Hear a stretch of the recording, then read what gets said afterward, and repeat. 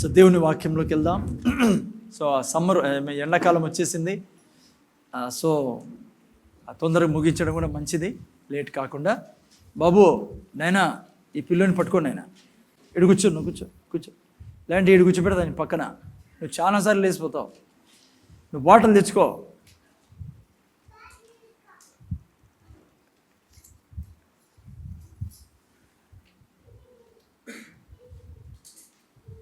వాక్యంలోకి వెళ్దాం. ఎఫెసీయులకు రాసిన పత్రిక 2వ అధ్యాయం 8వ వాక్యం. సో అందరూ లోపలికి వచ్చారు కదమ్మా, జాగ్రత్తగా వింటానండి. కొంచెం సేపు మీరు ఎక్కడికి కదలకుండా దేవుని వాక్యము సంతోషంగా ఆనందంగా వినండి. ఇప్పుడే మనం విన్నాం పిల్లరా, దేవుని వాక్యం మనల్ని కడుగుతుంది పిల్లరా. సో దేవుని వాక్యం వినేకి వచ్చిన మీరు ఎవ్వరు కూడా దేవుని ఆశీర్వాదాల నుంచి తప్పించుకోలేరు. రాకుంటేనే తప్పించుకుంటారు. ఆదివారం రాకుంటే ఏమవుతుందమ్మా, జీవితంలో అనుమానం మొదలవుతుంది. జీవితంలో నువ్వు పొందుకోవాల్సింది పొందుకోలేవు. బైబిల్లో ఒక వ్యక్తి ఆదివారం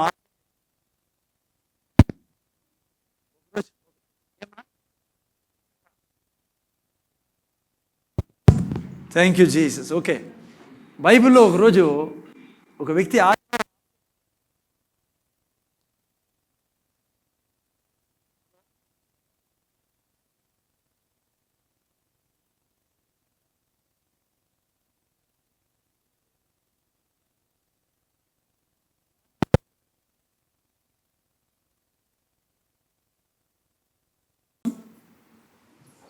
సో సండే ఆబ్సెంట్ కాకండి.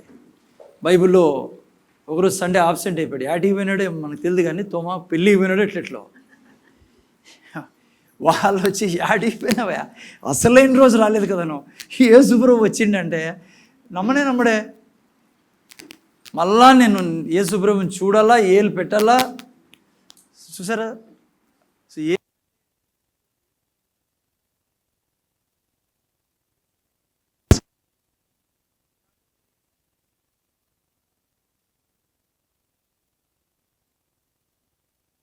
చూస్తే పిల్లరా, సో ఇప్పుడు కూడా ఆబ్సెంట్ కాదండి. ఏ సండే ఏం జరుగుతుందో, ఇంకో ఆమె పాపము మరి ఆ సండే ఆడు ఉంది కాబట్టి 18 ఏళ్ళ నుంచి జరగని అద్భుతం ఆమె శరీరంలో జరిగింది పిల్లరా.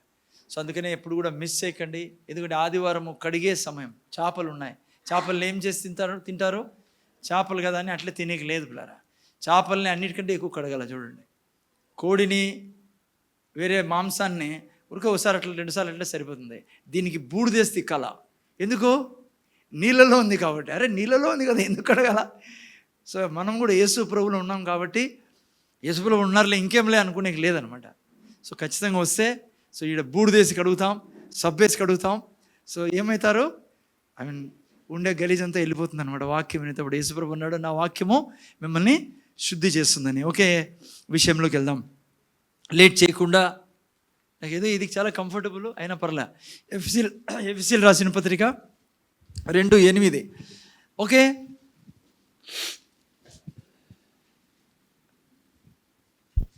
మీరు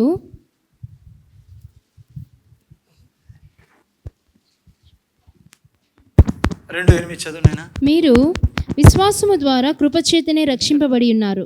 ఇది మీ వలన కలిగినది కాదు, దేవుని వరమే. ఓకే, సో ఇది మీ వలన కలిగినది కాదు, దేవుని వరమే. సో మీరు చూసినట్లయితే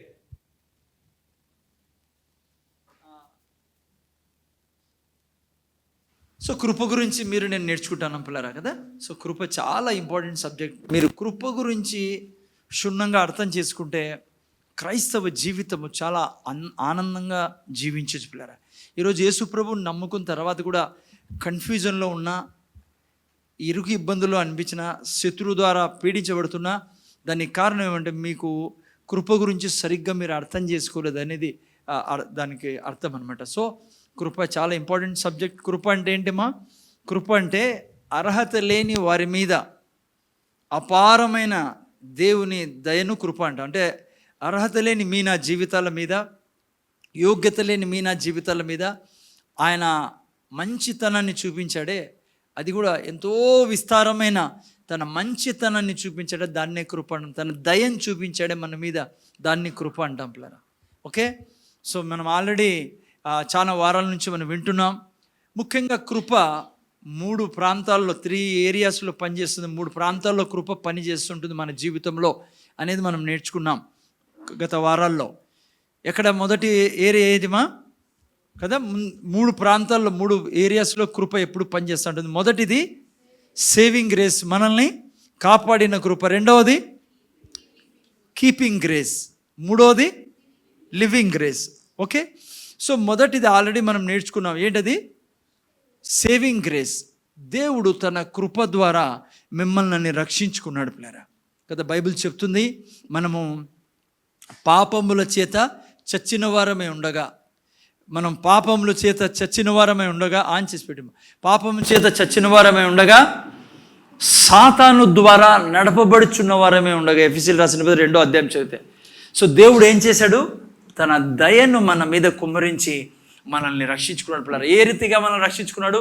తన కుమారుని పంపించి మనలో ఉన్న పాపం అంతటినీ యేసు ప్రభు మీద వేసి, మన మీద ఉన్న శాపాన్ని, రోగాన్ని, మరణాన్ని ఆయన మీదకి వేసి, తనలో ఉన్న నీతిని, తనలో ఉన్న పరిశుద్ధతను, తనలో ఉన్న దీవెన జీవితాన్ని, తనలో ఉన్న ఆశీర్వాదపు జీవితాన్ని మనలోకి వేశాడు. అందుకే యేసు ప్రభు తప్ప ఈ లోకంలో మీకు నాకు రక్షకుడు ఎవరు లేరు. అందుకే యేసు ప్రభు నా ద్వారా తప్ప మీరు తండ్రి దగ్గరికి చేరలేరని.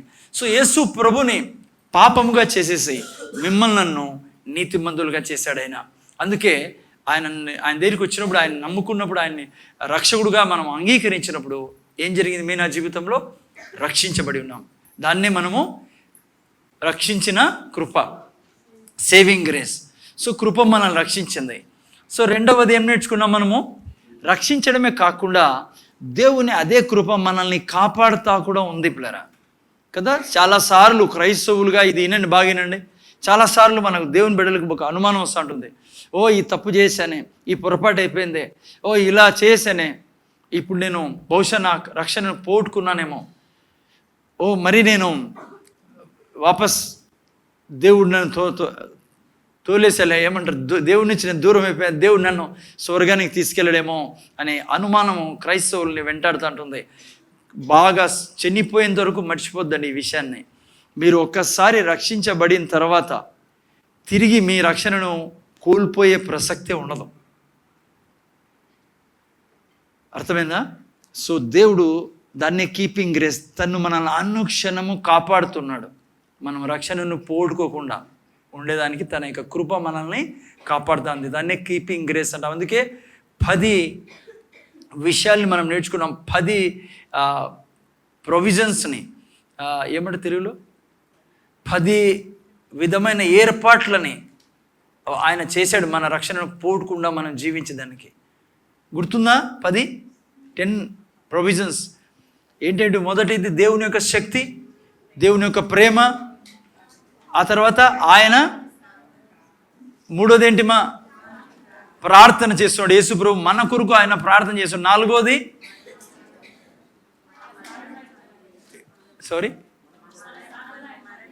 మన స్థానంలో ఆయన చనిపోయాడు కాబట్టి. ఐదోది నిత్య జీవం ఆల్రెడీ ఇచ్చేసాడు కాబట్టి ఒకసారి తీసుకోలేడు. ఒకసారి పుట్టినాం ఆ మనిషి ఆ తెగదింపులు కాదు, మనమే తల్లిదండ్రులకు పుట్టినాం. ఎప్పుడైనా తెగుతుందా? ఇది ఏం చేసినా తెగదు. ఇది ఏమి చేసినా ఈ సృష్టిలో జరగంది ఏదన్నా ఉందంటే, ఒకసారి నువ్వు ఒక తల్లి తండ్రికి పుట్టిన తర్వాత తెగదు అది. అట్లా దేవునికి ఆల్రెడీ పుట్టి ఉన్నాం మనం. ఆరోది ఆయన మన అడ్వకేట్గా ఉన్నాడు. ఏడోది ఆయన కాపరి. 8 పరిశుద్ధాత్మ దేవుని ద్వారా ఆయన యొక్క నేచరే మనలోకి వచ్చేసింది. యేసు ప్రభువుని రక్షకుడుగా అంగీకరించంటే మతం కాదు తీసుకోండేది. ఆయనకు పుట్టాం మనం, ఒక అమ్మా నాన్నకు బిడ్డ పుట్టినట్లుగా ఆయనకు పుట్టాం మనము. ఆయన నేచర్ మనలో ఉంది, ఆయన స్వభావం మనలో ఉంది. అందుకే బైబిల్ మనల్ని దైవములో అని పిలుస్తుంది. మనం దైవత్వంలో పాలిభాగస్తులై ఉన్నాం. ఆ తర్వాత 9ది పరిశుద్ధాత్మ దేవుడే మనలో నివసిస్తాడు. 10ది ఏంటిమా? పరిశుద్ధాత్మ దేవుడు మనకు యేసు ప్రభులో కలిపేశాడు. పరిశుద్ధాత్మ బ్యాప్టిజం మీకు తెలుసు కదా, 3 రకాల బాప్తిజం చాలా రకాలు ఉన్నాయి. కానీ మెయిన్గా పాస్టర్ ఏం చేస్తాడు? నీళ్ళలో బాప్తిజం ఇస్తాడు. యేసు ప్రభు ఏం చేశాడు? మీకు పరిశుద్ధాత్మలో బాప్తిజం ఇస్తాడు. పరిశుద్ధాత్మ దేవుడు ఏం చేశాడు? యేసు ప్రభులోకి బాప్తిజం. సో నేను యేసు ప్రభు శిరస్సు, మనం దేహమై ఉన్నాం. ఆయన ద్రాక్షవల్లి, మనం తీగలే ఉన్నాం. సో అందుకే రక్షణ పొందుకున్న తర్వాత ఆ రక్షణను నువ్వు కోల్పోవు. సో అందుకే నేను ధైర్యంగా అట్లని చెప్పి పాపంలో జీవించిన, పాపం చేసుకుంటూ ఉండొచ్చా, చర్చికి రాకుండా ఉండొచ్చా? పాపమును చేస్తూ జీవిస్తూ ఉంటే ఖచ్చితంగా నీకు పనిష్మెంట్ దొరుకుతుంది. దేవుడీడు ఆ పాపమే నీకు పనిష్మెంట్లో పడేస్తుంది. ఓకే, సో అవి కూడా వస్తాయి రానున్న దినాలు, అవి నేర్చుకుంటూ ఉందాం. ఓకే, ఇప్పుడు మనం ఏ సబ్జెక్ట్ని నేర్చుకుంటా ఉన్నాం? 3వ భాగం, చాలా ఇంపార్టెంట్ భాగం ఇది, లివింగ్ బై గ్రేస్. ఇప్పుడు కృప ద్వారా మనము బ్రతుకుచున్నాము.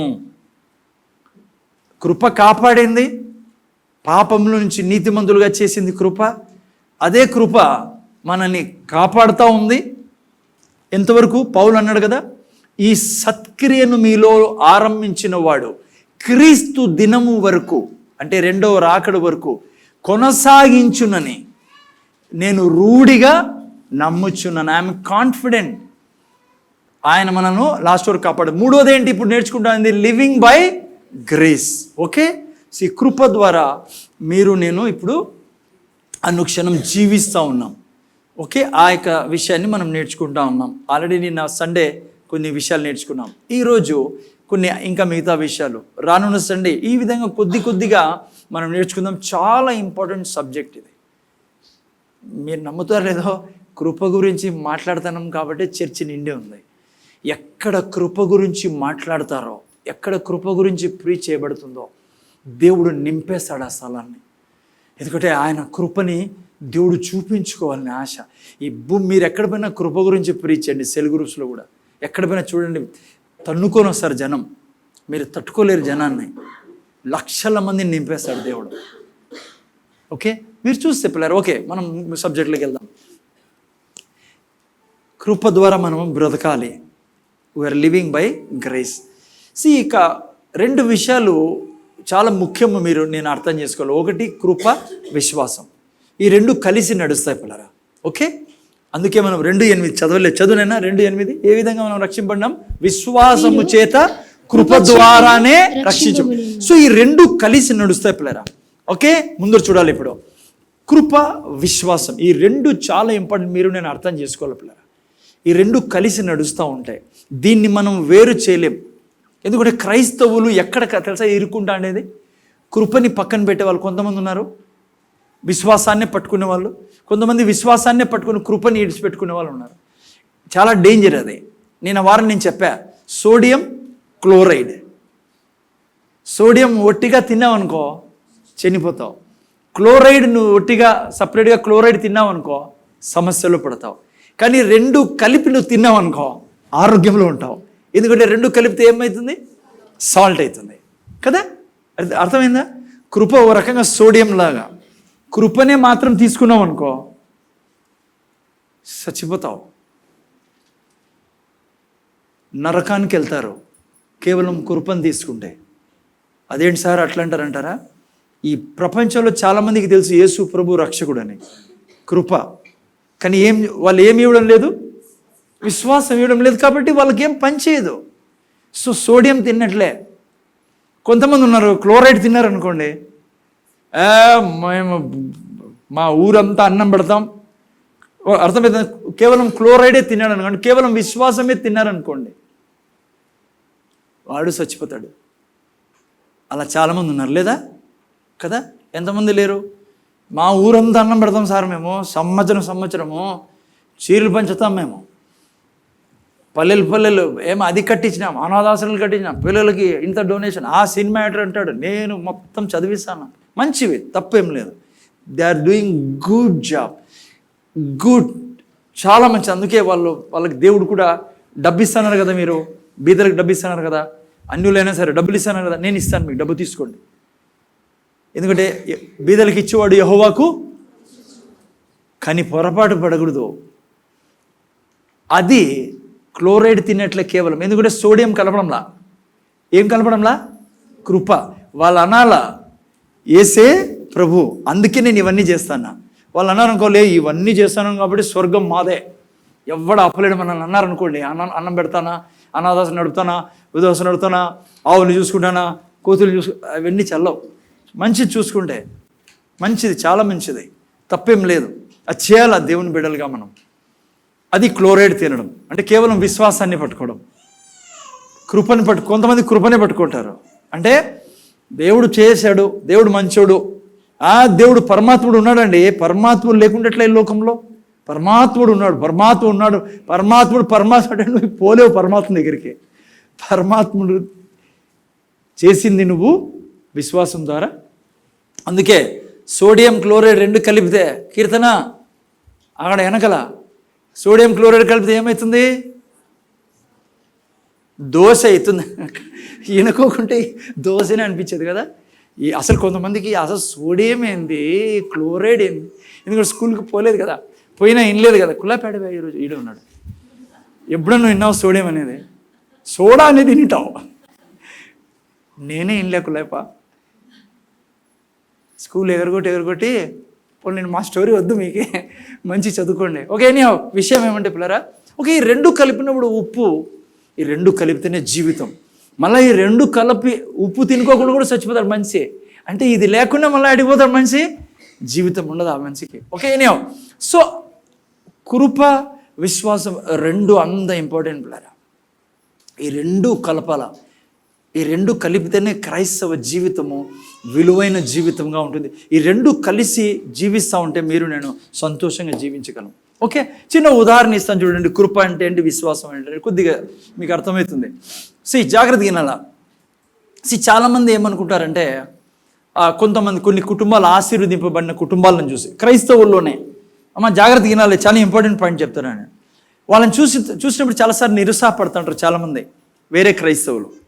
లైక్ సపోజ్ జయపాల్ అన్న కుటుంబం చూశారనుకోండి, వాళ్ళ 3 పిల్లల్ని చూసామనుకోండి, మంచిగా అబ్బా ఏం కుటుంబం, మంచి కుటుంబం, నేను ఎవరికి ఇది చేయడం, ఓకే బాబు ఎంత ఆశీర్వదించబడిన కుటుంబం. సతీష్ బ్రదర్ యొక్క కుటుంబం చూశారనుకోండి, ఆహాహాహా ఏం కుటుంబం నిజంగా కదా.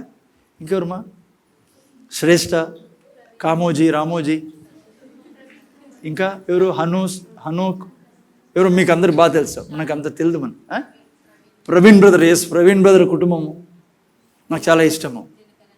దినకరన్ గారి కుటుంబము, జాన్ వెస్లీ గారి కుటుంబము, ఇంకా చెప్పాలి మీరు, పాల్ ఇమ్మానుయేల్ గారి కుటుంబం. ఎవరు ఆయన? ఎవరో లేండి, మనకంతా మీకంటే నాకంటే మీకే బాధ. వీళ్ళందరూ చూసినప్పుడు మంచిది, మనకు దీవెన వాళ్ళు, మన రాష్ట్రానికి దీవెన వారు కలకాలము ఆశీర్వాదం ఉండాలా, మేలులో ఉండాలా, మంచి పని చేస్తారు. కానీ నేను ఒక వేరే పాయింట్ చెప్పాలి ఇక్కడ. వాళ్ళు చూసినప్పుడు ఏమవుతుందంటే చాలాసార్లు ఆహాహా దేవుడు ఎంత ఆశీర్వదిస్తున్నాడు, వాళ్ళని ఎంత దీవిస్తున్నాడు, దేవుడు ఎంత వాడుకుంటున్నాడు, నిజంగా దేవునికి వాళ్ళంటే ఎంత ఇష్టము, వాళ్ళ పిల్లలు ఎంత పెళ్లి చేసుకున్నారు, మంచి మంచి సేవకులు చేసుకున్నారు. నేను చూస్తే ఏమా ఎందుకు నన్ను దేవుడు దీవించలే, అసలు నేను ఏంటి, ఏదో తప్పు నేను చేస్తానా, ఏదో పొరపాటు నా జీవితంలో ఉంది. వాళ్ళు చూడు ఎంత ఆశీర్వదించుకున్నారు, నేను చూడు, నా కుటుంబం చూడు.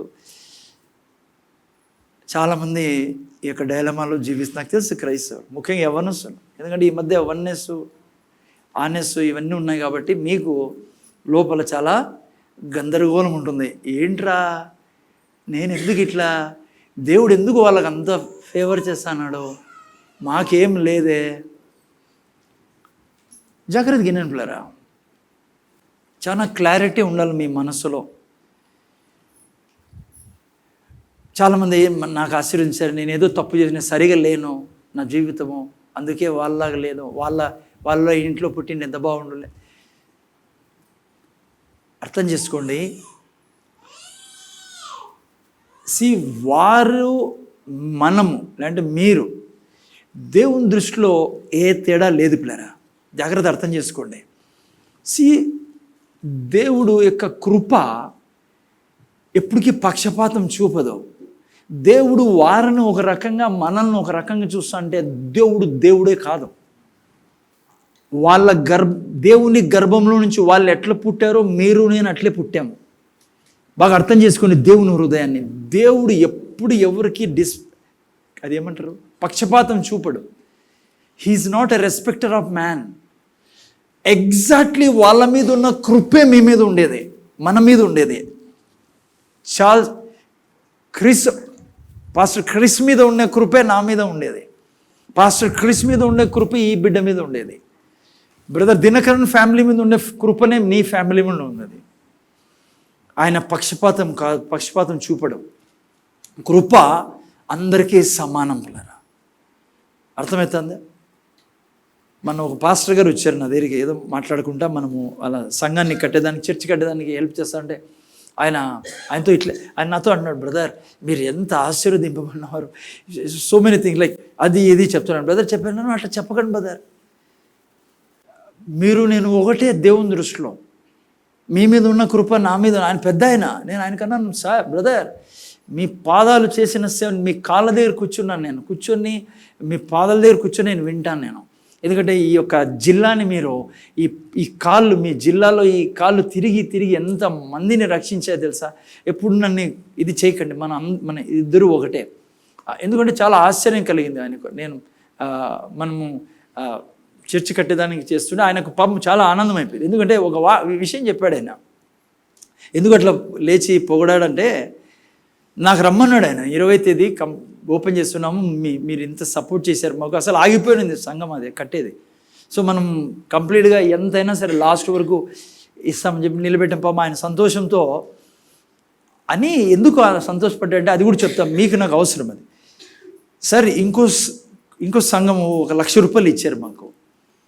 ఇచ్చిన తర్వాత వాళ్ళు ఏమన్నారంటే, ఓపెనింగ్ రోజు మేము వస్తాము, ఊరంతా డప్పు కొట్టుకుంటా, మా ముందర డప్పు ఏమంటారు దాన్ని, డప్పు, ఆయన డప్పు అన్నాడు, మళ్ళీ ఏమో అదే నాకు తెలియదు, కొట్టుకుంటా మమ్మల్ని తీసుకురావాలా ఓపెనింగ్కి అన్నారు. సార్ మీరేంటి సార్ రానంటున్నారు. నేను చెప్పి ఎందుకు డప్పు, 1,00,000 రూపాయలు ఇచ్చారు సార్, మనం అందరికంటే ఎక్కువ ఇచ్చామనుకోండి, దేవుని మహిమ కొరకు చెప్తున్నా. నేను చెప్పా, ఆ గలీజ్ అంతా మాకు వద్దు, నాకు కానీ మా సంఘం ఎవరు ఒప్పుకోము, మేము అస్సలు రాము మేము. నువ్వు అక్కడ దైవజనుడివి, ఇదిగో బ్రతికున్నంతకాలం, దేవుని చిత్తం ఉన్నంతకాలం మీకు సహాయంగా దేవుని రాజ్యానికి సపోర్ట్ నిలబడతాం, అట్లంతా చేయమని. సో ఆయన నిలబడి ఎంత పొగుడుతున్నాడంటే ఆయన, ఆయన కూడా తెలుదు పాపం. అందుకని మీకు చెప్తున్నా చూడండి, మీరు నేను కూడా దేవుని కృప ఎంతైతే దినకరన్ అంకుల్ కుటుంబం మీద, లేదంటే జాన్ వెస్లీ వీళ్ళు అంతే కృప మీ మీద నా మీద ఉంది. హలో, నువ్వు ఈ గుండెల్లో ఇది రానిచ్చినావు అనుకో, వాళ్ళు చాలా బ్లెస్డ్, నువ్వు చాలా బాధ పెడతావు దేవుడిని, కుమిలిపోతాడు దేవుడు. ఎందుకంటే మనమందరము రక్తం ద్వారా ఇది నాప్చే, నేను రక్తం ద్వారా మీరు నేను రక్షించబడి ఉన్నాం. ఇది చాలా డీప్ విషయం పిల్లరా. కృప మన అందరి మీద సమానంగా ఉంది, దేవుని కృప. ఎప్పుడు నిరుత్సాహపడకండి. He's not a respecter of man, but వాళ్లకు మనకు ఎక్కడ తేడా పడుతుందో అది తెలుసుకోండి. ఎక్కడ? విశ్వాసంలో. కృప, విశ్వాసం. అందుకే దేవుడు ఎప్పుడు నిరుత్సాహపడు. దేవుడు నిన్ను ఎంత ప్రేమిస్తాడంటే వాళ్ళని ఎంత ప్రేమిస్తాడు అంతే. ఆయన ప్రేమలో లోపాలు లేవు. ఈ పిల్లనికి ఒక ప్రేమ అదే నో. కంటే సమస్య ఏడొస్తుందంటే విశ్వాసం దగ్గర. వాళ్ళకు మనకు సమస్య, లేదంటే నాకు పాస్టర్ క్రిస్కి సమస్య, నాకు లేకపోతే మీకు జాన్ విజ్, లైక్ వాళ్ళతో ఎందుకు కంపారిజన్ మీరు బాగా అర్థం చేసుకోవాలని. విశ్వాసం చూపించే దగ్గర అదే. విశ్వాసాన్ని చూసినప్పుడు దేవుడు కదిలిపోతాడు పేరా. ఆయన కృప మన మీద ఉంది, కానీ విశ్వాసాన్ని చూపినప్పుడే దేవుని ఆ కృప మీలో పనిచేయడం మొదలు పెడుతుంది. అదే తేడా పడతాడేది. దేవుణ్ణిలో ఏ సమస్య లేదు పిల్లరా, ఎప్పుడు అలా ఆలోచించకండి. చాలా డార్లింగ్ నువ్వు దేవునికి. ఎంత పాస్టర్ క్రిస్ అంటే ఇష్టమో అంతే ఇష్టం నువ్వు. ఇంకోటి చెప్తున్నా, నీకు యేసు ప్రభు అంటే ఎంత ఇష్టమో దేవునికి అంతే ఇష్టం నువ్వు. ఎందుకు చెప్పు? ఇంకా ఎగ్జాంపుల్ చెప్తున్నా మీకు. వీడు మాకు ఎంత ఇష్టమో పమ్ము అంటే, మెరాకల్ అంటే కూడా అంత ఇష్టం. ఎందుకు చెప్పండి? Just simple example. ఇది తనలో నుంచి వచ్చినది మెరాకల్ కదా. నువ్వు నేను అటు నుంచి వచ్చాం, యేసు ప్రభులో నుంచి. అందుకే యేసు ప్రభు ఎంత ఇష్టమో దేవునికి అట్లే చూస్తాడు మిమ్మల్ని. నువ్వు ఊరికే పొడుచుకుంటాడు కానీ నేను పనికిరాదని నో. ఎప్పటికీ అట్లా బాధపడకో. ఎక్కడ తేడా పడుతుందంటే is not a respecter of man, but he's a respecter of faith. దేవుడు విశ్వాసాన్ని చూసినప్పుడు తేడా పడుతుంది మీకు, మనకు, వాళ్ళ జీవితాలు. అందుకే బాగా నేర్చుకోండి ఈరోజు. సో కృప, విశ్వాసం, ఈ రెండు మనకు చాలా ప్రాముఖ్యం. ఈ రెండు తీసుకొని మీ నా జీవితంలో పోవాలి.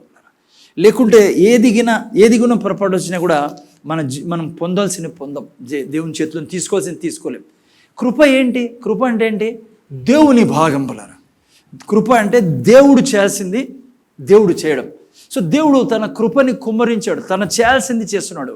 విశ్వాసం అంటే ఏంటి? మన భాగం, మీరు నేను చేయాల్సింది. దేవుడు చేయాల్సింది దేవుడు చేశాడు, మీరు నేను చేయాల్సింది నేను చేసినప్పుడు ఆ కృపని మీ నా జీవితంలో బ్రహ్మాండంగా అనుభవిస్తాం మనం వాళ్ళలాగా. ఎందుకంటే దేవుడు మన పక్షం ఉన్నాడు, వాళ్ళ పక్షం ఉన్నట్లే. సో ఆయనతో సమస్య లేదు పిల్లరా. ఆయన మిమ్మల్ని తీసుకెళ్లే దేవుడు, మీరే విశ్వాసం చూపించినప్పుడు. అందుకే నేను ఎక్కువగా విశ్వాసం గురించి చర్చలో ప్రీచ్ చేయడం జరుగుతుంది. ఎందుకు తెలుసా? విశ్వాసం గురించి నేను చాలా క్లియర్ అండర్స్టాండింగ్లో ఉండాలా, కృప గురించి కూడా చాలా క్లియర్ అండర్స్టాండింగ్లో ఉండాలా. ఈ రెండు ప్రాపర్గా నేను అండర్స్టాండ్ చేసుకుంటే ఆయన కృపకి ఏం దోకలేదు. ఆయన క్షణం సముద్రంలో నీ మీద నా మీద ప్రవహిస్తాను. నా విశ్వాసం ఆయనకు అవసరం, నా జీవితంలో పనిచేయడానికి. చిన్న ఉదాహరణ మీకు చెప్తాను చూడండి. ఆండ్రూ ఉమేక్ బ్రదర్ చెప్పిండే ఉదాహరణ, ఆయన బుక్ చదివినప్పుడు నేను ఈ ఉదాహరణ చూశాను. ఒకరోజు ఏమైందంటే వాళ్ళ చర్చిలో ఒక పాస్టర్ వచ్చాడు. ఆ పాస్టర్ వచ్చి ప్రీచింగ్లో ఇట్లా నిలబడి ఆయన ఒక $1 నోట్ని చేతిలో పట్టుకున్నాడు. ఆయన డాలర్ అంటే మీకు అర్థం కాకపోవచ్చు, సపోజ్ ఒక 2000 రూపాయల నోట్ చేతిలో పెట్టుకున్నాడు. ఓకే అర్థమవుతుందా? పట్టుకొని ఇట్లా ఊపుతూ ఆయన అన్నాడు, ఎవరికి కావాల ఈ నోటు, రండి తీసుకోండి నా చేతిలో నుంచి అన్నాడు. అన్నప్పుడు పిల్లలతో అన్నాడు, ఇట్లా యవ్వనస్తులు కూర్చోండి, రండి కమ్ అని అరిచినప్పుడు సో చాలామంది ఆయన దగ్గరికి వెళ్ళినప్పుడు ఈ ఆండ్రూ ఉమేక్ ఉన్నాడు ఆ మీటింగ్లో. ఆండ్రూ ఉమేక్ తెలుసు, ఎంతమంది తెలుసు? గొప్ప దైవజనులండి. ఓకే, మంచి టీచర్, బైబిల్ టీచర్ ఆయన. మీరు చదివితే బుక్స్ చదవండి. ఆయన నేను చాలా వరకు విషయాలు ఆండ్రూ ఉమేక్ దగ్గర నుంచి కూడా తీసుకుంటాను, మీకు ప్రీచ్ చేస్తాడు. అంత గొప్ప దైవజనులు ఆయన. ఓకే, అయితే ఆయన కూర్చొని ఆయన కూడా యవ్వనస్తుడు, 15-16 వయసులో. పిల్లలంతా పోయి ఆయన చుట్టూ చేరి అంకుల్ గివ్ మీ అంకుల్ అంట అందరూ. ఓకే, సో అందరూ దగ్గర వస్తున్నారు, అందరూ అడుగుతున్నారు. ఎందుకు ఇట్లా పట్టుకొని ఉన్నాడు ఆయన 2000 రూపాయల నోటు. మళ్ళా అన్నాడు గట్టిగా, రండి మీలో నుంచి ఎవరైనా తీసుకోండి ఈ నోట్ని అన్నప్పుడు ఆయన సాక్ష్యం మీకు అర్థం కాల, కృప గురించి విశ్వాసం గురించి అని చెప్తున్నా. టక్కన అంతవరకు కూర్చున్నాడు, లేచి ముందుకు వచ్చాడు. అందరి దుబ్బుగుడు ముందుకు వచ్చి అంత మాదిరి గివ్ మీ అనలే ఆయన. ఏకదమ్ ఆయన మీదికి ఎక్కి లైక్ ఏదన్నా చెట్టు మీద ఎక్కుతారు అలా ఆయన చెయ్యి లాక్కొని 2000 తీసేసుకున్నాడు చేతిలో నుంచి. సో ఆయన అన్నాడు, మీలో చాలామందికి ఇది కావాలనుకుంటా ఉన్నారు. ఆయన ప్రీచ్ చేయడం మొదలుపెట్టాడు. ఆ తర్వాత 2000 రూపాయల నోట్ తీసుకున్న తర్వాత ఏమన్నాడంటే, లైక్ మీరు అందరూ కోరుకుంటున్నారు ఏమి ఆశీర్వాదాలు కావాలని, లైక్ పిల్లల కోసం ఆశీర్వాదాలు, లైక్ బిజినెస్లో, ఆరోగ్యం సంబంధించి, కుటుంబానికి సంబంధించి ప్రతి ఒక్కరూ మీలో ఉన్న వాళ్ళందరూ you are all wanting blessings. Like అందరూ కావాలనుకుంటున్నారు. కావాలనుకుంటే సరిపోదు, తీసుకోవాలా ఆయన చేతుల నుంచి. అదే పిల్లరా విశ్వాసము, కృప ఏం చేస్తుంది? దేవుడు పెట్టుకుని నిలబడినాడు, రండి తీసుకోండి ఏం కావాలో తీసుకోండి. ఊరికి మనం పోయి అంటే సరిపోదు, మనం దాన్ని తీసుకోవాలి. దాన్నే విశ్వాసము అంటాం. ఉదాహరణకు చూడండి, నేను శుక్రవారం కూడా చూసుకున్నాం. యేసు ప్రభు ఏమన్నాడు? బైబిల్ ఏమంటుంది? ఆయన ధనికుడై ఉండి మీ కొరకు దారిద్రుడు ఆయను. ఎందుకంట? మిమ్మల్ని నన్ను ధనికులుగా చేయడానికి. దానికి ఏమని అర్థం దాన్ని? అది ఆయన కృప ఏమంటుంది? ఆల్రెడీ నేను దరిద్రుడైపోయాను. ఎవరి కొరకు? మీ కొరకు. ఎందుకు మా కొరకు దరిద్రుడైన ప్రభు ఏసే అంటే మా ఇనాలా? ఎందుకంటే మిమ్మల్ని ధనికుడు చేయడానికి, నిన్ను నన్ను ధనికుడు చేయడానికి ఆయన దరిద్రుడైనది. ఇప్పుడు నా పోషణ ఏం చెప్పు? నా పని ఏంటి ఇక్కడ? ఆ కృపని నా జీవితంలోకి తీసుకురావాలా? ఎలా తీసుకొస్తాను? మా ఇంటానవా? ప్రతి క్షణం నీ జీవితంలో ఎట్లయితే ఆండ్రూ మీకు లేసి వచ్చాడో, నువ్వు నేను ఈ వాక్యం తీసుకొని దేవుని సన్నిధిలో దేవునితో అనుక్షణం ఇది నా భాగం, ఇది నేను తీసుకొని తీరుతా, నేను అనుభవిస్తా. నోరు తెరిచి పిల్లరా, అబ్రహాము ఆశీర్వాదాలు నా కుటుంబం మీద ఉన్నాయి, అబ్రహాము ఆశీర్వాదాలు నా పిల్లల్లో ఉన్నాయి. అబ్రహాం ఆశీర్వాదాలు మీకు తెలుసు కదా. అబ్రహాము రోగి కాలే ఎప్పుడు, అబ్రహాము బీదరికాన్ని ఎప్పుడు చూడ, అబ్రహాం హాస్పిటల్ పోయినట్టు మీరు బైబిల్లో చదవరు పిల్లరా. అబ్రహాము బీదరికంలో ఉన్నట్టు చూడరు. అబ్రహాం మీరు చూస్తే అనుక్షణము ఆశీర్వాదాలు జీవించిన వ్యక్తి. అందుకే దేవుడు అన్నాడు, యేసు ప్రభుని రక్షకుడుగా అంగీకరించిన వారికి నేనేం చేస్తా, అబ్రహాం ఆశీర్వాదాలు ఇస్తా. జాగ్రత్తగా పిల్లరా, కృప నీ కొరకు ఉంది. సాతాను అంటాడు, నీ ఉద్యోగం ద్వారానేనయ్యా డబ్బులు వచ్చేది, నీ వ్యాపారం సక్సెస్ అయితేనే డబ్బులు వచ్చేది. నేను ఉద్యోగం చేద్దనలే, వ్యాపారం చేద్దనలే, చదవమద్దనలా. కానీ కృప మీద ఆధారపడాల మీరు నేను. కృప ఆల్రెడీ ఏమంటుంది, ఆయన బీదోడైపోయాడు నిన్ను నన్ను ధనికుడు చేయడానికి. నువ్వు నేను ఎప్పుడైతే అనుక్షణము కృప మీద ఆధారపడితే నువ్వు ఆల్రెడీ నన్ను ధనికుడిని చేశావు. నేను బీదరికంలో నివసించే పరిస్థితే లేదు నా జీవితంలో. నేను కానీ నా పిల్లలు కానీ, నా పిల్లల తండ్రి అబ్రహాం ఆశీర్వాదాలను ఇస్తాం, ఐశ్వర్యం కలిగి జీవిస్తాం, ఆరోగ్యం కలిగి జీవిస్తాం తండ్రి. ప్రతి క్షణం ఎక్కడికి వెళ్ళినా నువ్వు అబ్రహాంని హెచ్చించినట్లుగా నేను నా పిల్లలు హెచ్చింపడతాం. ద్వితీయోపదేశకాండం 20 చదవండి, అబ్రహాం ఆశీర్వాదాలు రాబడింది. సో కృపని వాడుకోవాల్సిన బాధ్యత మీదనే. ఏదాని ద్వారా? విశ్వాసం చూపించి. ఆరోగ్య విషయంలో చూసుకోండి, యేసు ప్రభు ఎందుకు రోగి అయ్యాడు? మీరు నేను ఆరోగ్యం పొందుకోవాలని పిల్లరా. బైబిల్లో మీరు సరిగ్గా అర్థం చేసుకున్నట్లయితే ఆయన శరీరం మీద చర్మమే లేకుండా చేయబడింది. హలో, మీరు నేను ఏ సినిమాలు కూడా చూడలేము. ఆయనకి అక్కడ కొట్టిన కొరడా దెబ్బలు, ఈవెన్ ప్యాషన్ ఆఫ్ క్రైస్ట్ కూడా చాలా తక్కువ. ఒరిజినలీ యేసు ప్రభు నీ మనిషిగా కూడా గుర్తుపట్టలేని స్థితికి వెళ్ళిపోయాడు ఆయన. ఎందుకంటే ఈ చర్మం ఉంటుంది, సపోజ్ నల్ల చర్మం ఉంది కదా నా శరీరం మీద, చర్మమే లేదు కేవలం. అందుకే గొర్రె పిల్లని ఎట్లయితే చర్మం ఒలిచేస్తారో ఆ విధంగా అయిపోయాడు ఆయన. ఎందుకు? నీకు నాకు ఆరోగ్యం ఇచ్చేదానికి. నువ్వు నేను జస్ట్ 2 ఎగ్జాంపుల్ ఇస్తున్నాను మీకు, ఐశ్వర్యం గురించి, ఆరోగ్యం గురించి. ఈ విధంగా అనుక్షణము నేను జీవిస్తున్నప్పుడు తండ్రి నువ్వు శిరస్సువై, నేను దేహాన్ని యేసు ప్రభువా, నీలో ఉన్న ఆరోగ్యం నాలో, నీలో ఉన్న మహిమ నాలో, నీలో ఉన్న సామర్థ్యం నైనా ముందర చూడండి నైనా. నువ్వు ఎప్పుడైతే కృప విడుదలైంది, నీ విశ్వాసాన్ని విడుదల చేస్తావో, దేవుని యొక్క కృపను నీ జీవితంలో అనుక్షణం అనుభవించడం మొదలు పెడతావు. అర్థమవుతుందా పిల్లరా? అందుకే ఈ యొక్క 2 విషయాలు మీకు నాకు చాలా క్లియర్గా నా మనసులో అర్థమై ఉండాలి. ఓకే, కృప, విశ్వాసం, ఈ 2 ఆస్పెక్ట్స్ మీకు నాకు క్లియర్గా ఉండాలి. ఇది లేకపోవడం వలన ఊరికే మనం బాధపడతా ఉంటాము. దేవుడు నన్ను దీవించలే, ఆశీర్వదించలే, ఏదో పొరపాటు నాలో ఉంది, ఏదో పాపం ఉంది, ఏదో చెడు ఉంది, అందుకే వాళ్ళు దీవించబడతారు.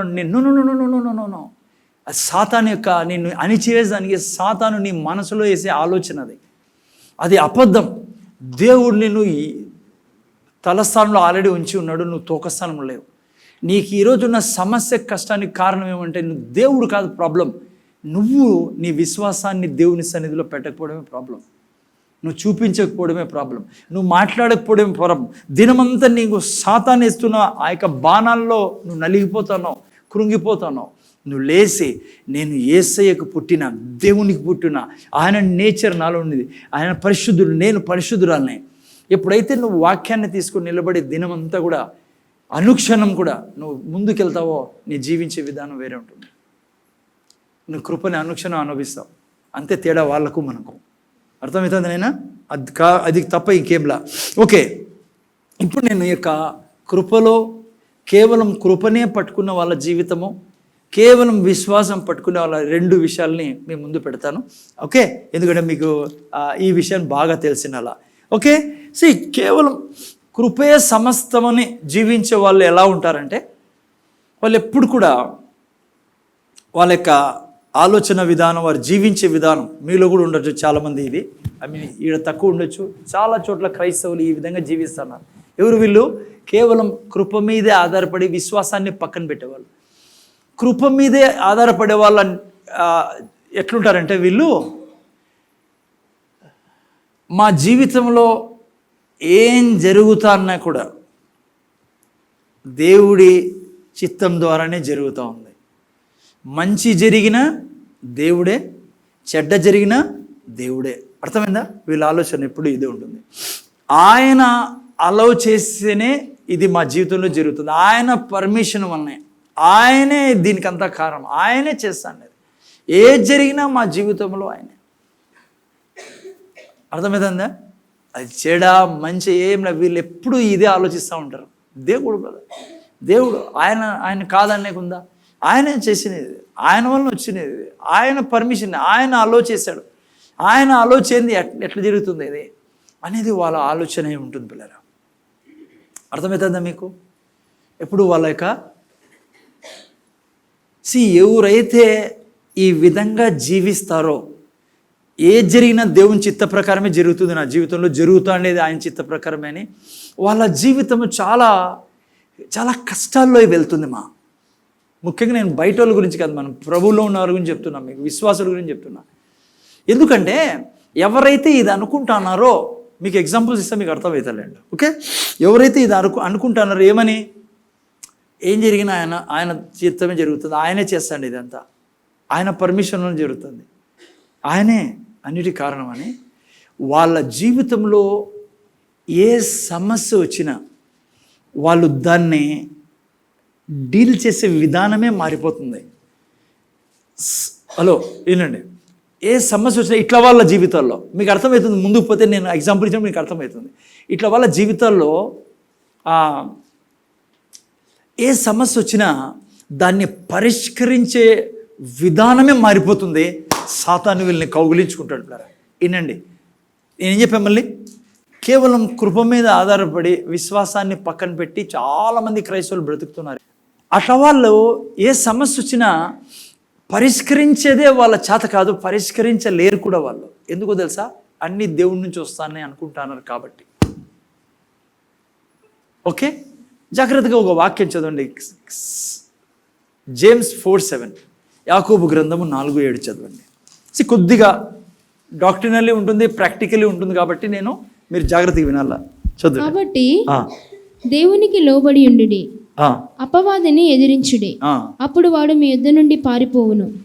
జాగ్రత్తగా వింటున్నారా? ఇక్కడ ఏం రాబడిందంటే, దేవునికి లోబడి అపవాదిని ఎదిరించడి.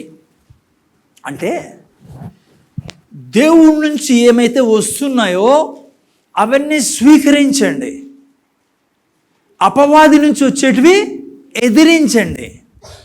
ఇది దేవుని వాక్యం. సో మీరు ఏం చేయాలా? ఎక్కడి నుంచి ఏందో వస్తుందనేది నీకు నాకు తెలిసినలా, దేవుని కృప ద్వారా ఏమొస్తానని నీకు నాకు తెలిసినలా. ఎందుకంటే దేవుడి నుంచి వచ్చినట్టువి నేను స్వాగతం పలకాల నా జీవితంలో. రానేలా, నేను కోరుకోవాలా, దాన్ని తీసుకోవాలా నా జీవితంలోకి. దేవుడి నుంచి కాదనుకో వచ్చిండేది, అమ్మ వినాలా, జస్ట్ నేను డాక్టర్ని చెప్పనే ప్రాక్టికల్లోకి వెళ్తాను, మీకు అర్థమవుతుంది. దేవుడి నుంచి రాంది నేను, బైబిల్ అంటుంది దాన్ని ఎదిరించాలా. నాకు వద్దు, ఇది నా జీవితంలో వద్దని, ఇది నా పని. అక్కడ బైబిల్ రాయబడింది, దేవునికి లోబడి సాతాన్ని ఎదిరించడి. ఈ యొక్క ప్రతిదీ దేవుని దగ్గర నుంచో వస్తాను అనుకున్న వాళ్ళు ప్రతిదీ వీళ్ళు ఏం చేస్తారంటే, వీళ్ళకి ఎదిరించే ప్రసక్తి ఎందుకు, అన్ని ఎక్కడి నుంచి వస్తున్నాయి? దేవుడి నుంచి. పిల్లరా, వీళ్ళు ఏం చేస్తారంటే సాతాన్ని వీళ్ళపై కౌలించుకుంటారు. ఓ రకంగా చెప్పాలంటే తెస్తానేది వాడిని ఎదిరించాలా. ఎదిరించకుండా ఈ యొక్క తంతు ఉంటుంది. ఏ తంతు? అన్నీ దేవుడి నుంచి వస్తానేది, ఆయన అలౌ చేస్తేనే వచ్చింది ఇది.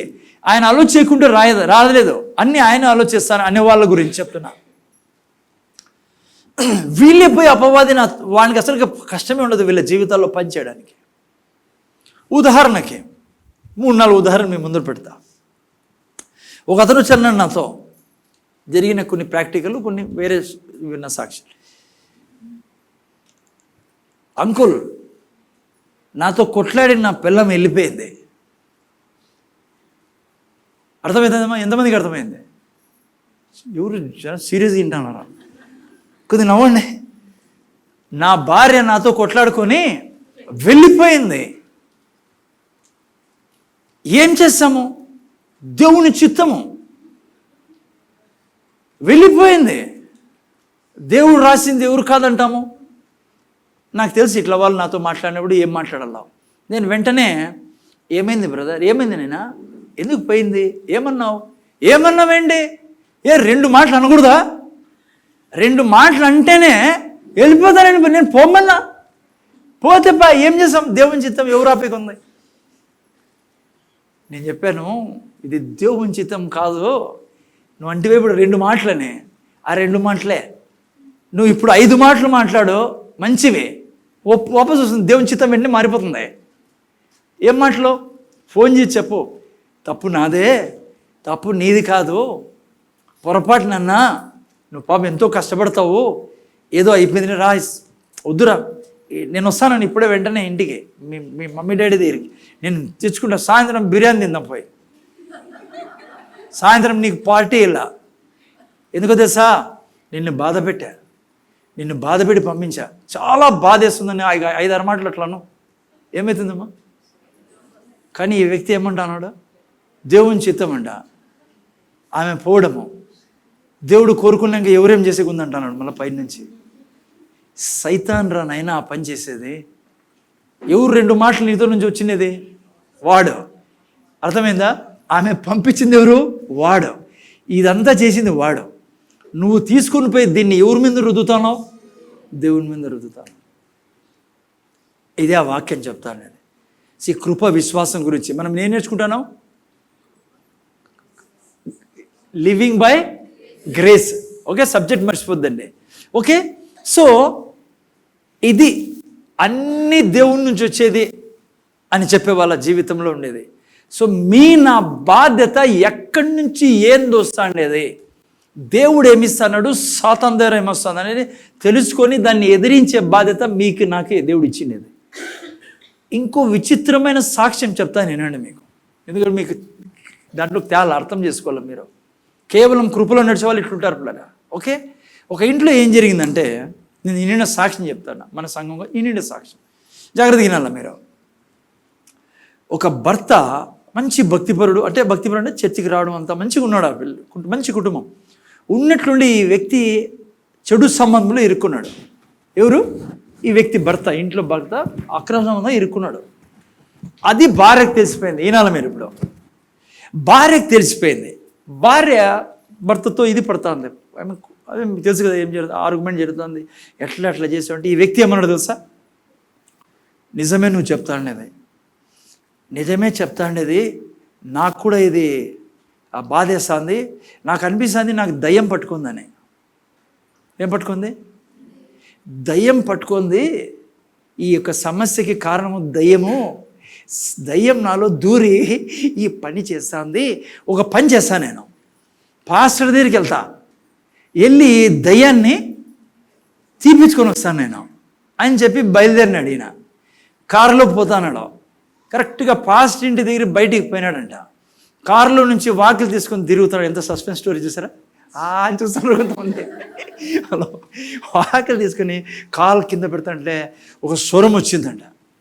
స్వరం సౌరం కాదు, స్వరం, గబక్కన సౌరలేపరం.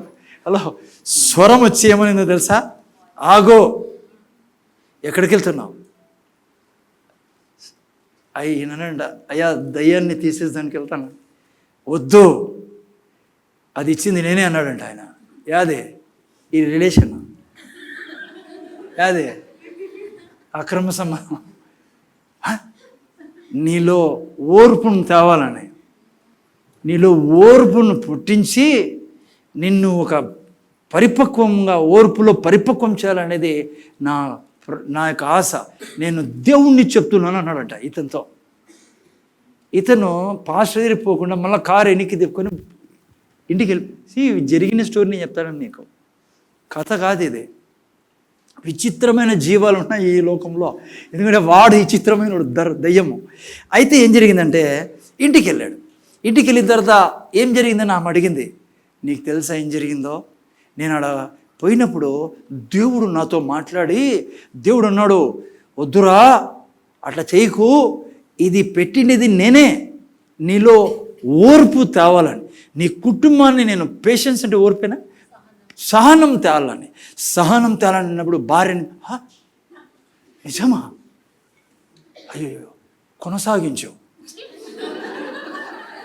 దేవుడు అన్నాడు ఇంకో 6 నెలలు పట్టచ్చు, సంవత్సరమైనా పట్టచ్చు అన్నప్పుడు చూడు ఎంత జ్ఞానవంతురాలో అన్నారు. ఏమన్నాలో ఏమో ఈమెకి. ఇది పక్క నిజమైన స్టోరీ మీకు చెప్తాను. అది దేవుడే చెప్పినప్పుడు మనం ఏం చేసుకుందండి? ఎంతకాలం? 6 నెలలు పట్టచ్చు అన్నాడు దేవుడు, సంవత్సరం కూడా పట్టచ్చు అన్నాడు. మనలో ఓర్పు పరిపక్వమైనంతవరకు ఇది పోవాలంట. నేను అటు పోలా, నువ్వు ఏడుస్తూ ఉండాలి. ఇది ఏం గబ్బు కాకుండా ఇది. మీరు నిజం చెప్తాను అంటారా? సరిగా లేదు ఇడ, ఎక్కడి నుంచి ఏంది వస్తుందని. ఒక ఆమె నాకు ఫోన్ చేసి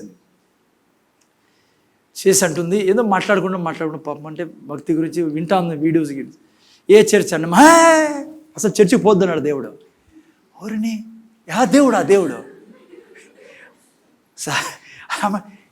నేను లేదమ్మా అట్లా చెప్పకూడదు, బైబిల్లో దేవుడు చర్చి పెట్టినది. ఏడు సార్ ఆడిపోతాండి ఈడిపోతాను దొంగలు, నేను పోను. దేవుడు నాకు సాక్షాత్తు చెప్పాడేమని, చర్చికి పోద్దని. పిల్లరా నేను చెప్తున్నా మీకు, డైవర్స్ ఇచ్చిన వాళ్ళు ఉన్నారు, భర్తకి డైవర్స్ ఇచ్చిన వాళ్ళు ఉన్నారు. ఈవెన్ భర్తని ఇడిచిపెట్టిన వాళ్ళు కొన్ని మహానుభావులు ఉన్నారు. భర్తనే, ఎందుకు ముఖ్యంగా భర్తనే దీంట్లో ఇరుక్కుండేది. ఎందుకంటే ఈమె చాలా భక్తిపరురాలు, ఈమెకి ఎవరిని ఆపాలో తెలియదు, ఎవరిని తీసుకోవాలో తెలియదు. అర్థమవుతుందా? సో మీకు నాకు బైబిల్ ఏం చెప్తుందంటే, ప్రాక్టికల్గా జీవించే కృప గురించి నేర్చుకుంటాం, జీవించేది ఎక్కడి నుంచి ఏందో సందో తెలిసింది. అలా ఈరోజు భయంకరమైన పరిస్థితి క్రైస్తవులు, ఎందుకంటే వాడు ఎవరు మృంగుదుమా అని ఎంతోమంది నా జీవితంలో నాకు ఎదురైనారు. రోగాన్ని దేవుడే ఇస్తాడనేవాళ్ళు. దేవుడు ఇచ్చిన ప్రసాదం ఇది, నాకు ప్రేమించి ఇచ్చాడు, నా ఓర్పుని పరీక్షించేదానికి ఇచ్చాడు. రే నీ ఏ ఓర్పు పరీక్షించాడని, నువ్వు చచ్చిపోతే ఏం లాభం ఆయనకి? ఏంది పరీక్షించాలని నీకు రోగం ఇచ్చి? మీ తెలుసా పిల్లరా, రోగం దేవుడు ఇచ్చాడని గొప్ప గొప్ప సేవకులు కూడా వెళ్ళిపోయిన వాళ్ళు ఉన్నారు. దేవుడు పెట్టాడు, దేవుడే స్వస్థపరచాలా. నేను చెప్తున్నా మీకు, దేవుడు స్వస్థపరచడు. ఎందుకు చెప్పండి?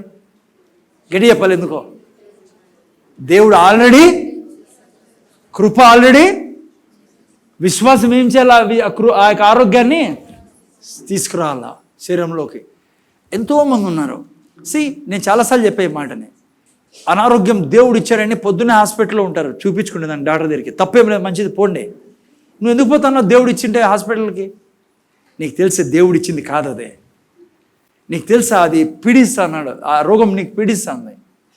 కానీ ఈ వ్యక్తి ఎందుకు పోతాడో తెలుసా హాస్పిటల్? ఎందుకు తెలుసా ఆ మాట అంటున్నాడు? దేవుడు పెట్టినాడని. ఎందుకంటే వీళ్ళు ఏం ఆలోచిస్తారంటే, ప్రతిదీ నా జీవితంలో ఏం జరిగినా దేవుడే చేస్తాడు అని. అది అబద్ధం. ఏంటంటే జాగ్రత్తగా, ఈ భూమి మీద వచ్చిన ప్రతి పీడకు కారణము ఆదాము, దేవుడు కాదు. ఆదాము చేసిన పాపం వలన ఈరోజు మనము ప్రతి సమస్య, కష్టము, బెదిరికము, వేదనలో వెళ్తున్నాం. దేవుడు కానే కాదు ఏ పీడకు కూడా కారణం. ఆయన దగ్గర హలో ఆడేముంది? స్వర్గంలో రోగం ఉందా? స్వర్గంలో బీదరికం ఉందా?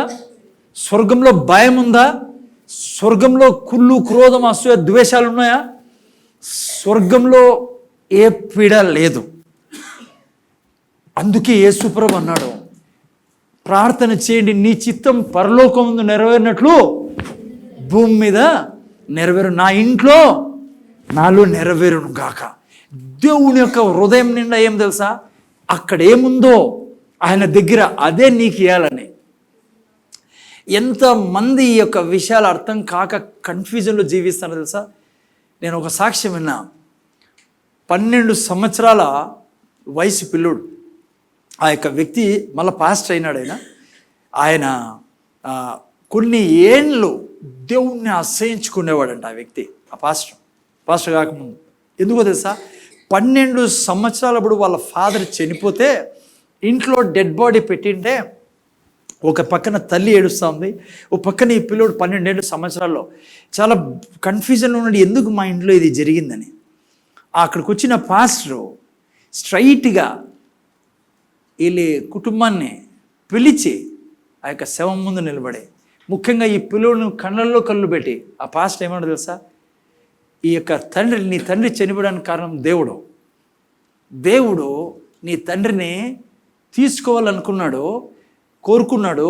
అంటే దేవుడు చంపిన మీ నాన్నే. ఆ పిల్లోడి యొక్క ఆ యొక్క పాస్టర్ యొక్క సాక్ష్యం నేను చదివాను.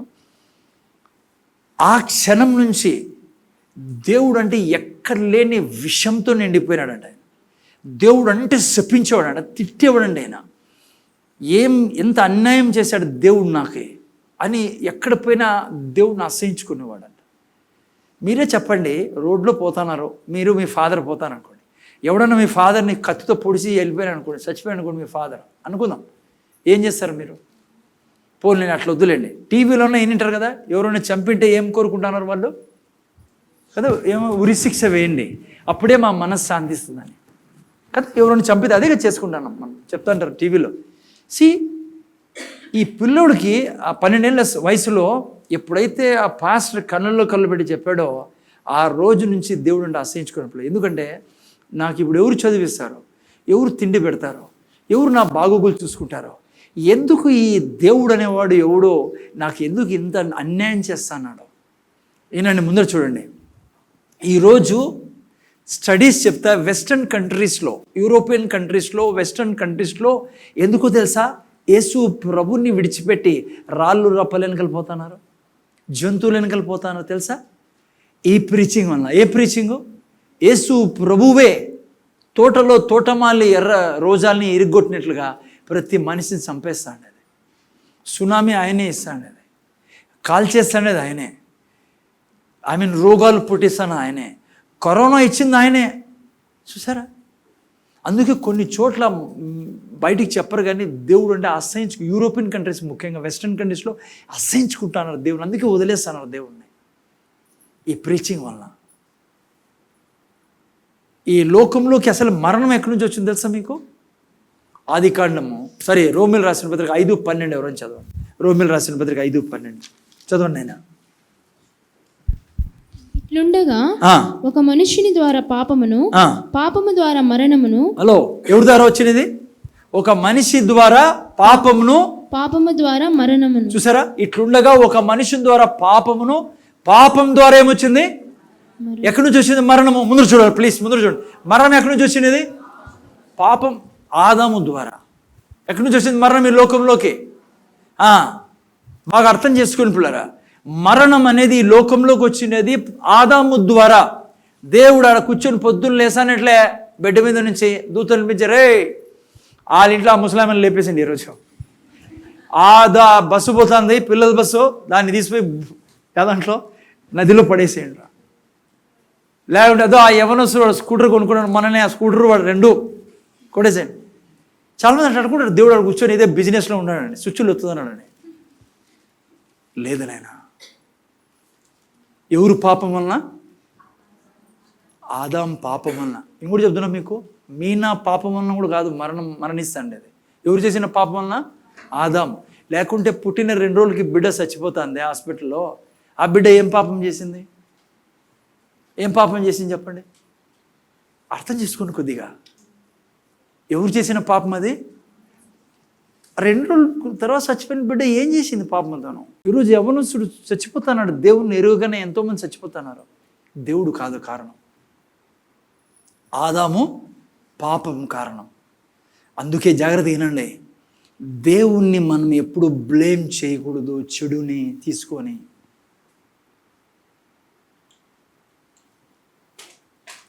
ఈవెన్ సమాధుల భూస్థాపన కార్యక్రమం కూడా ఏమన్నా భూస్థాపన కార్యక్రమం అక్కడ కూడా ఎంత చెడ్డ చేసి పెడతారు తెలుసా దేవుణ్ణి.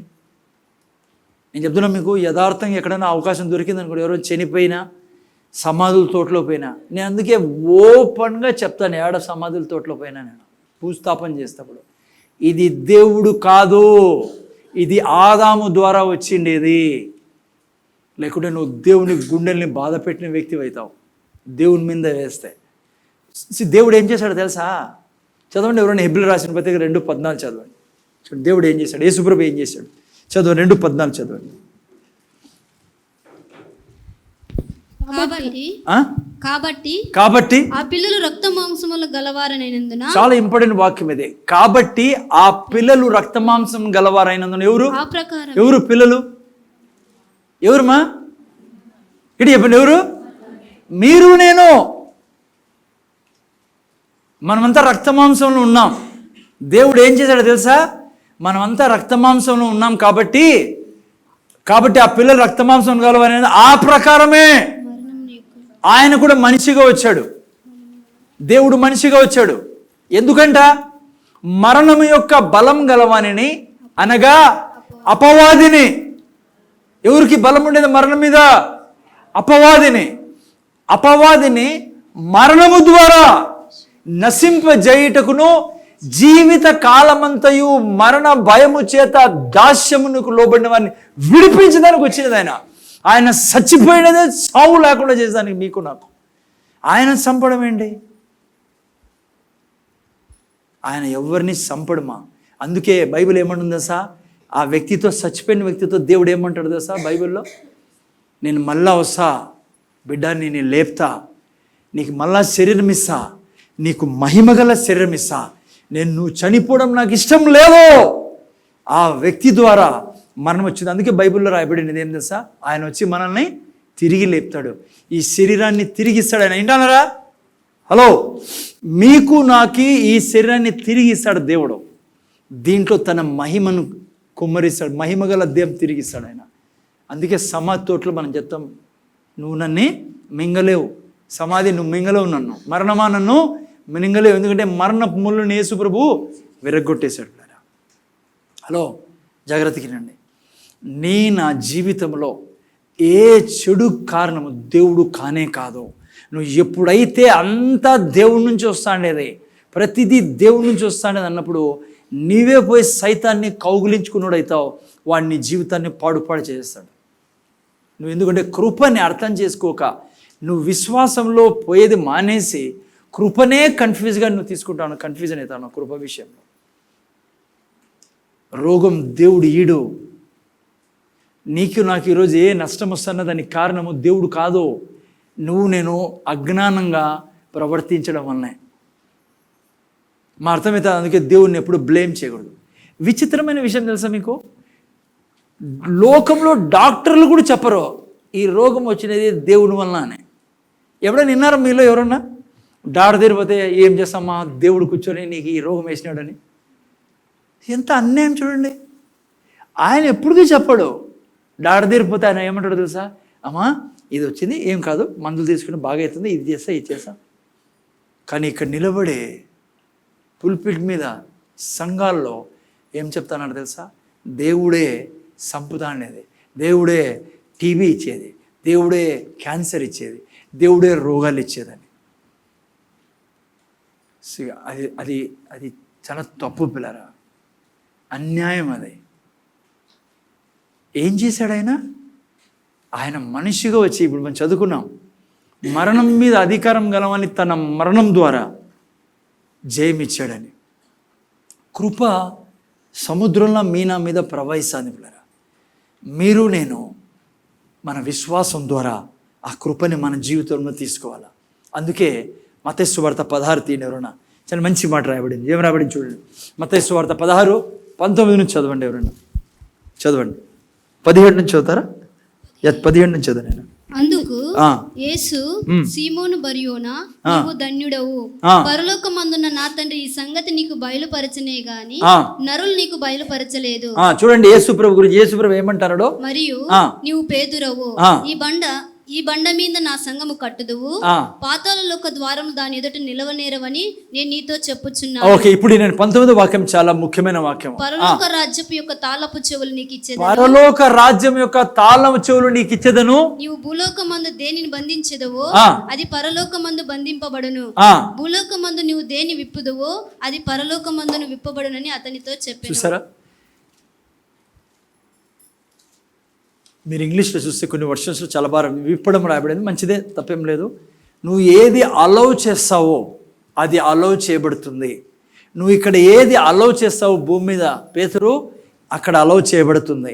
నువ్వు ఏది పర్మిషన్ ఇస్తావో ఇక్కడ అక్కడ పర్మిషన్ ఇవ్వబడుతుంది. అర్థమవుతుంది మీకు? క్రైస్తవుడు కృప విశ్వాసంలో జీవించే విధానం చూడండి, అధికారం ఎవరి చేతిలో ఉందో. అందుకే నిన్న వారం నేను చెప్పా, దేవుడు సార్వభౌమాధికారుడే. యావత్ సృష్టి నిర్మించింది ఆయనే, సమస్తం వచ్చింది ఆయన దగ్గర నుంచే. కానీ బైబిల్ ప్రకారం చూసుకుంటే ఇప్పుడు సార్వభౌమాధికారం ఈ ప్రపంచం మీద ఆయన దగ్గర లేదు. ఆయన ఎవరికి ఇచ్చాడు? ఆదాంకి ఇచ్చాడు, మీకు నాకు ఇచ్చాడు. ఇప్పుడు జాగ్రత్త, ఆ వాక్యం ఎందుకు రాయబడింది? చాలామంది కూడా పేతురుకి చెప్తాడు యేసుప్రభుని, పేతురు కాదు చెప్తా ఉండేది. ఆ ముందు వాక్యాలు చదివితే పేతురు ఎప్పుడైతే యేసు ప్రభుని అర్థం చేసుకున్నాడో, ఏమని, ఈయన దేవుని కుమారుడు, ఈయన ఈ లోకానికి రక్షకుడుగా వచ్చాడని ఎప్పుడైతే పేతురు నమ్మాడో యేసు ప్రభుని, అప్పుడు యేసు ప్రభు అన్నాడు, పరలోక రాజ్యపు తాళపు చెవులు నీ చేతికి ఇస్తాను. అంటే ఏంటి? నేను ముందర చూడండి, ఏ రోజు యేసు ప్రభుని రక్షకుడుగా మీరు నేను అంగీకరించామో ఆ క్షణం నుంచి ఆదాము ద్వారా వచ్చేది ఏది నీ మీద నా మీద రావడానికి వీలు లేదు.